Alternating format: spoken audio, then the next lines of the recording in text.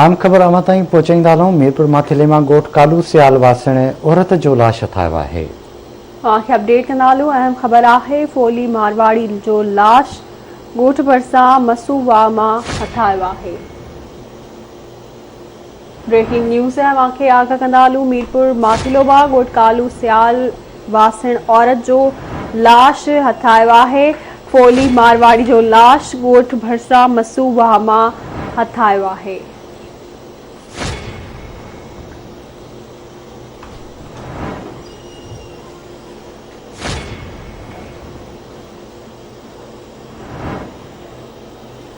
तफ़सील मालूम कंदासीं। मीरपुर माथिलेमा लतीफ़ वसीर खां। लतीफ़ आगाह कजो, छा तफ़सील आहिनि?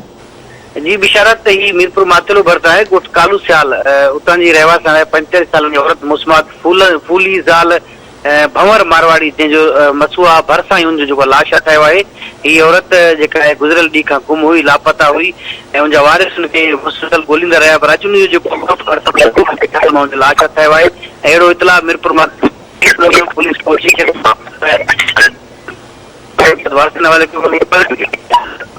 ज़हनी तवाज़ुन ठीक न हो।